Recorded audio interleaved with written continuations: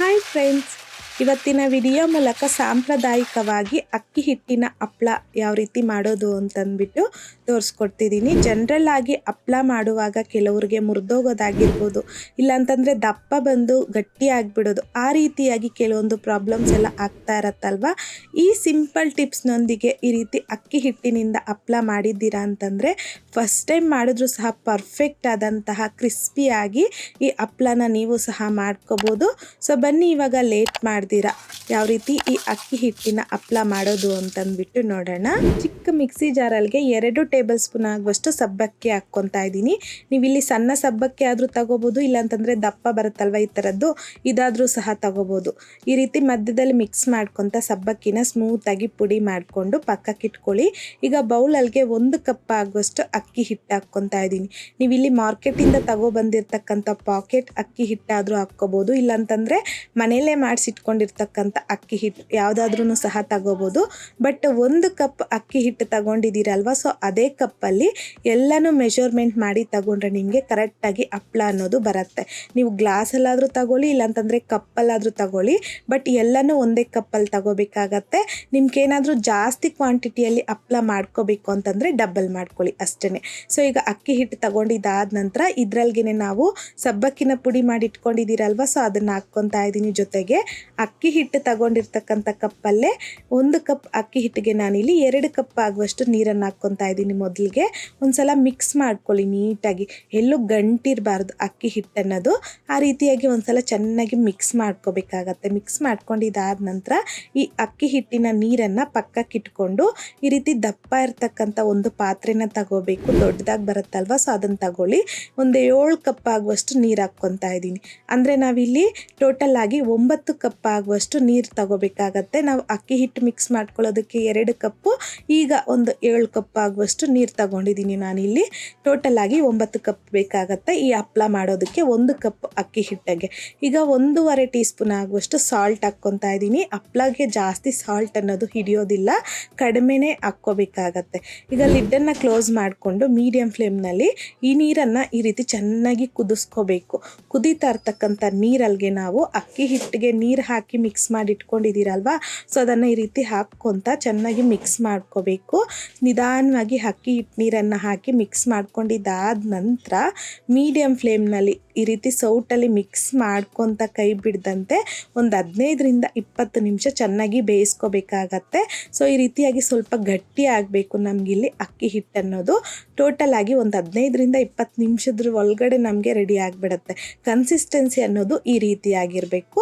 ಜೊತೆಗೆ ಅಕ್ಕಿ ಹಿಟ್ಟು ಅನ್ನೋದು ಚೆನ್ನಾಗಿ ಬೇಯಬೇಕು. ಬೆಂದಿಲ್ಲ ಅಂತಂದರೆ ಹಪ್ಪಳ ಅನ್ನೋದು ಮುರಿದೋಗೋ ಚಾನ್ಸ್ ಇರುತ್ತೆ. ಸೊ ಈ ರೀತಿ ಚೆನ್ನಾಗಿ ಅಕ್ಕಿ ಹಿಟ್ಟನ್ನು ಬೇಯಿಸ್ಕೊಂಡಿದ್ದಾದ ನಂತರ ಫ್ಲೇಮ್ನ ಆಫ್ ಮಾಡಿಕೊಂಡು 1 ಟೀ ಸ್ಪೂನ್ ಜೀರಿಗೆ, ಒಂದು 4ರಿಂದ 5 ಹಸಿಮೆಣಸಿನ್ಕಾಯಿನ ಗ್ರೈಂಡ್ ಮಾಡಿ ಹಾಕ್ಕೊಂಡಿದ್ದಾದ ನಂತರ ಎಲ್ಲ ಒಂದ್ಸಲ ಮಿಕ್ಸ್ ಮಾಡ್ಕೊಂಬಿಡಿ. ಟೋಟಲ್ ಆಗಿ ಕನ್ಸಿಸ್ಟೆನ್ಸಿ ಅನ್ನೋದು ಈ ರೀತಿಯಾಗಿರುತ್ತೆ. ಈಗ ಇದು ನಮಗೆ ಬಿಸಿ ಇರುವಾಗಲೇ ನಾವು ಬೇಗ ಹಪ್ಪಳನ ಹಾಕ್ಕೊಬಿಡಬೇಕು. ಸೊ ತಣ್ಣಗಾಗಬಾರ್ದು. ಲಿಡ್ಡನ್ನು ಕ್ಲೋಸ್ ಮಾಡಿಕೊಂಡು ಈಗ ಈ ರೀತಿಯಾಗಿ ಬಿಸಿಲಲ್ಲಿ ಕಾಟನ್ ಬಟ್ಟೆ ಬರುತ್ತಲ್ವ, ಸೊ ಅದನ್ನು ನೀರಲ್ಲಿ ತೇವ ಮಾಡಿಕೊಂಡು ನೀರನ್ನು ಚೆನ್ನಾಗಿ ಹಿಂಡಿಬಿಟ್ಟು ಇವಾಗ ನಾವು ಹಪ್ಪಳನ ಹಾಕ್ಕೋಬೇಕಾಗತ್ತೆ. ಸೊ ನೀವು ಡೈರೆಕ್ಟಾಗಿ ಅದೇ ಪಾತ್ರೆಯಲ್ಲಿ ಹಾಗೆ ಹಾಕ್ಕೊಂಡಿರ ಜಾಸ್ತಿ ಕ್ವಾಂಟಿಟಿಯಲ್ಲಿ ನೀವು ಹಪ್ಪಳ ಮಾಡ್ಕೊತಾ ಇದ್ದೀರಾ ಅಂತಂದರೆ ಈ ರೀತಿ ಚಿಕ್ಕದೊಂದು ಬೌಲ್ ಬರುತ್ತಲ್ವ, ಅದರಲ್ಲಿಗೆ ಸ್ವಲ್ಪನೇ ಈ ರೀತಿ ಅಕ್ಕಿ ಹಿಟ್ಟನ್ನು ತಗೊಂಡು ಈ ರೀತಿ ಚಿಕ್ಕದು ಸೌಟು ಬರುತ್ತಲ್ವ, ಸೊ ಅದರಲ್ಲಿ ತಗೊಂಡು ಚಿಕ್ಕದಾಗಿ ಈ ರೀತಿ ಒಂದೊಂದು ಸೌಟೆ ಹಾಕ್ಕೊಂಡು ಈ ರೀತಿ ನಿಧಾನವಾಗಿ ರೌಂಡ್ ಮಾಡ್ಕೊಳ್ಳಿ. ಸ್ವಲ್ಪ ದಪ್ಪವಾಗಿ ಹಾಕ್ಕೋಬೇಕು, ತುಂಬ ದಪ್ಪನೂ ಹಾಕ್ಕೋಬಾರ್ದು. ಹಾಗಂತಂದ್ಬಿಟ್ಟು ತುಂಬ ತೆಳ್ಳಗೂ ಸಹ ಹಾಕೋದಕ್ಕೆ ಹೋಗಬೇಡಿ, ಹಪ್ಪಳ ಅನ್ನೋದು ಚೆನ್ನಾಗಿ ಬರೋದಿಲ್ಲ. ಈ ರೀತಿ ಸ್ವಲ್ಪ ಹಾಕ್ಕೊಂಡು ಲೈಟಾಗಿ ಸ್ಪ್ರೆಡ್ ಮಾಡಿಕೊಂಡ್ರೆ ಸಾಕು. ನೀವೇನು ಈ ರೀತಿ ಬಿಸಿಲು ಇರಬೇಕಂತಲೇ ಇಲ್ಲ ಈ ಹಪ್ಪಳಗೆ. ನೀವು ಮನೆಯಲ್ಲಿ ಫುಲ್ ಸ್ಪೀಡಲ್ಲಿ ಪ್ಯಾನ್ ಕೆಳಗಡೆನೂ ಸಹ ಬೇಗ ಒಣಗೋಗ್ಬಿಡುತ್ತೆ. ಪ್ಯಾನ್ ಕೆಳಗಡೆ ಆದರೆ ನಿಮಗೆ ಒಂದು 3 ಡೇಸ್ ಬೇಕಾಗತ್ತೆ.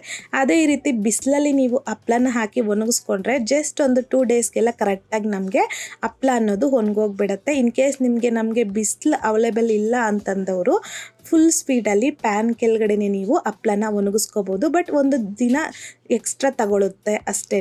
ಅದೇ ಬಿಸಿಲಲ್ಲಾದರೆ ಒಂದೆರಡು ದಿನದಲ್ಲೇ ನಮಗೆ ಈ ಹಪ್ಳ ಅನ್ನೋದು ಒಣಗೋಗ್ಬಿಡತ್ತೆ.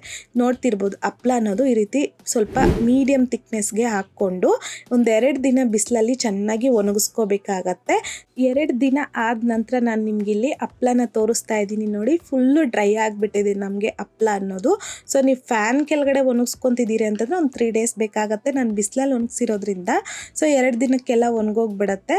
ಸೊ ಈಗ ಇದನ್ನು ರಿಮೂವ್ ಮಾಡ್ಕೋಬೇಕಲ್ಲ. ಸೊ ಇದನ್ನು ಈ ರೀತಿ ತಿರುಗಿಸ್ಕೋಬೇಕು. ತಿರುಗಿಸ್ಕೊಂಡು ಸ್ವಲ್ಪ ನೀರನ್ನು ಈ ರೀತಿ ಸ್ಪ್ರಿಂಕಲ್ ಮಾಡಿಕೊಂಡ್ರೆ ಆ ಹಪ್ಳ ಅನ್ನೋದು ಸ್ವಲ್ಪ ಸಾಫ್ಟಾಗಿ ಈಸಿಯಾಗಿ ರಿಮೂವ್ ಆಗಿಬಿಡತ್ತೆ. ಸೊ ಜಸ್ಟ್ ಈ ರೀತಿ ನಾವು ಎಲ್ಲೆಲ್ಲಿ ಹಪ್ಳ ಹಾಕಿರ್ತೀರೋ ಅಲ್ಲೆಲ್ಲ ಸ್ವಲ್ಪ ನೀರನ್ನು ಲೈಟಾಗಿ ಸ್ಪ್ರಿಂಕಲ್ ಮಾಡಿಕೊಂಡು ಈಸಿಯಾಗಿ ಹಪ್ಳನ ರಿಮೂವ್ ಮಾಡ್ಕೊಳ್ಳೋದು ಅಷ್ಟೇ.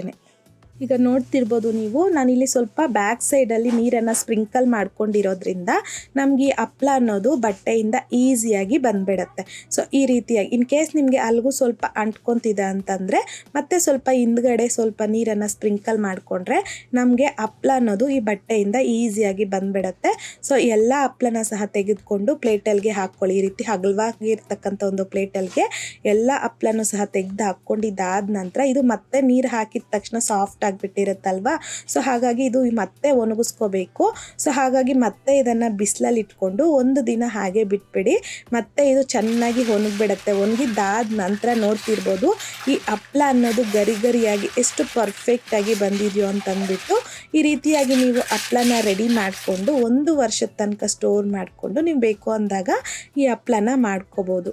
ಸೊ ನೋಡಿದ್ರಲ್ಲ ಪರ್ಫೆಕ್ಟಾಗಿರುವಂತಹ ಹಪ್ಳ ಮನೇಲೆ ಯಾವ ರೀತಿ ಮಾಡೋದು ಅಂತಂದ್ಬಿಟ್ಟು. ಸೊ ಈ ಹಪ್ಳ ಈ ರೀತಿ ಮಾಡ್ಕೊಂಡಿದ್ದಾದ ನಂತರ ಯಾವ ರೀತಿ ಸುಡೋದು ಅನ್ನೋದನ್ನು ಸಹ ತೋರಿಸ್ಕೊಡ್ತೀನಿ. ಎಣ್ಣೆ ಅನ್ನೋದು ಚೆನ್ನಾಗಿ ಕಾದಿರಬೇಕು. ಸೊ ಎಣ್ಣೆ ಎಷ್ಟು ಕರೆಕ್ಟಾಗಿ ಕಾದಿದ್ರೆ ನಮಗೆ ಹಪ್ಳ ಅನ್ನೋದು ಅಷ್ಟು ಚೆನ್ನಾಗಿ ಬರುತ್ತೆ ಇದು. ಸೊ ನೋಡ್ತಿರ್ಬೋದು ಒಂದೊಂದಾಗೆ ಹಾಕ್ಕೊಂಡು ಈ ರೀತಿಯಾಗಿ ಫ್ರೆಶ್ ಮಾಡ್ಕೊತ ಈ ಬಿಸಿ ಎಣ್ಣೆಯಲ್ಲಿ ಹಪ್ಳನ ಸುಟ್ಟಿ ಪ್ಲೇಟ್ಗೆ ತಗೊಳ್ಳೋದು ಅಷ್ಟೇ. ಎಷ್ಟು ಫ್ಲಪ್ಪಿಯಾಗಿ ನಮಗೆ ಎಷ್ಟು ಗರಿ ಗರಿಯಾಗಿ ಈ ಹಪ್ಳ ಅನ್ನೋದು ಬಂದಿದೆಯೋ ಅಂತಂದ್ಬಿಟ್ಟು ಅಷ್ಟೇ ರುಚಿಯಾಗಿರುತ್ತೆ ಟೇಸ್ಟೂ ಸಹ. ಸೊ ನಿಮಗೆ ಎಷ್ಟು ಬೇಕೋ ಅಷ್ಟು ಮಾತ್ರ ಮಾಡಿಕೊಂಡು ಉಳಿದಿರ್ತಕ್ಕಂಥ ಹಪ್ಳನ ಯಾವುದಾದ್ರೂ ಏರ್ ಟೈಟ್ ಬಾಕ್ಸ್ ಬರುತ್ತಲ್ವ, ಸೊ ಅದರಲ್ಲಿ ಹಾಕಿ ಸ್ಟೋರ್ ಮಾಡಿ ಇಟ್ಕೊಂಡ್ಬಿಟ್ರೆ ನಿಮಗೆ 1 ವರ್ಷದ ತನಕ ಈ ಹಪ್ಳನ ಸ್ಟೋರ್ ಮಾಡ್ಕೋಬೋದು. ತುಂಬ ಚೆನ್ನಾಗಿರುತ್ತೆ ಟೇಸ್ಟೂ ಸಹ. ಈಗ ಎಲ್ಲನೂ ಸಹ ಮಾಡಿದ್ದಾದ ನಂತರ ನಾನು ನಿಮಗಿಲ್ಲಿ ಹಪ್ಳನ ತೋರಿಸ್ತಾ ಇದ್ದೀನಿ ನೋಡಿ. ಎಷ್ಟು ಫ್ಲಪ್ಪಿಯಾಗಿ ಕ್ರಿಸ್ಪಿಯಾಗಿ ಕರೆಕ್ಟಾಗಿ ನಮಗಿಲ್ಲಿ ಹಪ್ಳ ಬಂದಿದೆಯೋ ಅಂತಂದ್ಬಿಟ್ಟು ತುಂಬಾ ಚೆನ್ನಾಗಿರುತ್ತೆ ಟೇಸ್ಟೂ ಸಹ. ನೋಡ್ತಿರ್ಬೋದು ನಾವು ಹಾಕಿರ್ತಕ್ಕಂಥ ಹಪ್ಳ ಆಮೇಲೆ ಸುಟ್ಟಿದ್ದಾದಮೇಲೆ ನಮಗೆ ಈ ಹಪ್ಳ ಡಬಲ್ ಸೈಜ್ ಅನ್ನೋದು ಬರುತ್ತೆ. ತುಂಬ ಚೆನ್ನಾಗಿ ಬರುತ್ತೆ ಈ ಹಪ್ಳ ಅನ್ನೋದು. ಕ್ರಿಸ್ಪಿಯಾಗಿ ಕ್ರಂಚಿಯಾಗಿ ಫ್ಲಪ್ಪಿಯಾಗಿ ಈ ವಿಧಾನದಲ್ಲಿ ನೀವು ಸಹ ಅಕ್ಕಿ ಹಿಟ್ಟಿನಿಂದ ಹಪ್ಳ ಈ ರೀತಿ ಟ್ರೈ ಮಾಡಿದಾದ ನಂತರ ನಿಮಗೂ ಸಹ ಯಾವ ರೀತಿ ಬಂತು ಅನ್ನೋದನ್ನು ಮರೀದೆ ಕಮೆಂಟ್ ಮೂಲಕ ತಿಳಿಸಿ. ಲೈಕ್ ಮಾಡಿ, ಶೇರ್ ಮಾಡಿ. ಮತ್ತಷ್ಟು ಈಸಿ ಆ್ಯಂಡ್ ಸಿಂಪಲ್ ಕ್ವಿಕ್ ರೆಸಿಪೀಸ್ಗೋಸ್ಕರ ದಯವಿಟ್ಟು ನೀವಿನ್ನೂ ನಮ್ಮ ಮೇಘಶ್ರೀಸ್ ಕಿಚನ್ ಚಾನಲ್ನ ಸಬ್ಸ್ಕ್ರೈಬ್ ಮಾಡಿಲ್ಲ ಅಂತಂದರೆ ಸಬ್ಸ್ಕ್ರೈಬ್ ಮಾಡಿ.